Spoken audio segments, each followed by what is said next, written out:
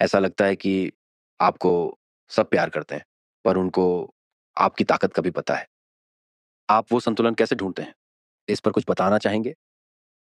पहली बात है कि ये तुलना करना उचित नहीं होगा कि 20वीं सदी के महान नेता गांधी थे। वो 20वीं हो, 21वीं हो या 22वीं हो, गांधी महान नेता हर सदी के लिए हैं। आने वाली सदियों तक महात्मा गांधी रहने वाले हैं। क्योंकि मैं उनको उसी रूप में देखता हूँ और आज भी मैं उनको रिलेवेंट देख रहा हूँ। जहाँ तक मोदी का सवाल है, मेरे पास एक दायित्व है। उस लेकिन दायित्व उतना बड़ा नहीं है जितना कि मेरा देश बड़ा है। व्यक्ति इतना महान नहीं है जितना कि मेरा देश महान है। और मेरी जो ताकत है, वो मोदी नहीं है। 140 करोड़ देशवासी, हजारों साल की महान संस्कृति परंपरा, वो ही मेरा सामर्थ्य है। इसलिए मैं जहाँ भी जाता हूँ, तो मोदी नहीं जाता है। हजारों साल की वेद से विवेकानंद तक की महान परंपरा को 140 करोड़ लोग उनके सपनों को लेकर के, उनको आकांक्षाओं को लेकर के मैं निकलता हूँ।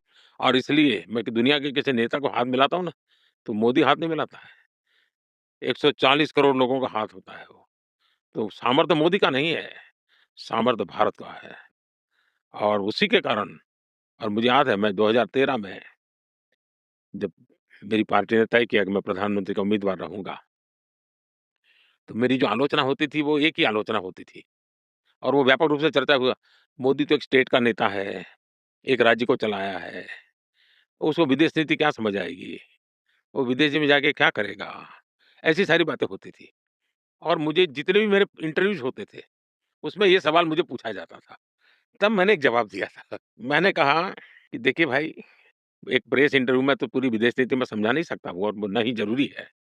लेकिन मैं इतना आपको कहता हूँ कि हिंदुस्तान न आँख झुका के बात करेगा, न आँख उठा के बात करेगा, लेकिन अब हिंदुस्तान आँख में आँख मिला के बात करेगा।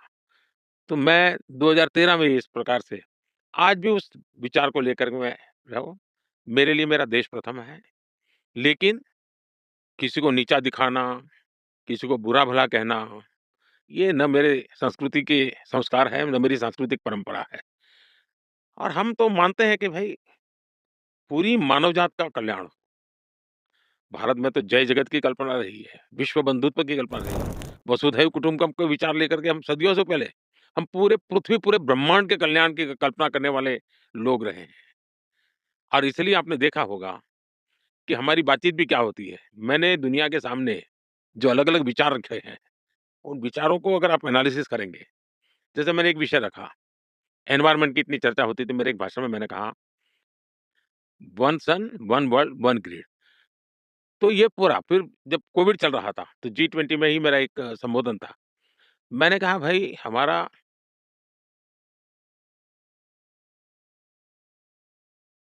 वन हेल्थ का कांसेप्ट हमने डेवलप करना चाहिए।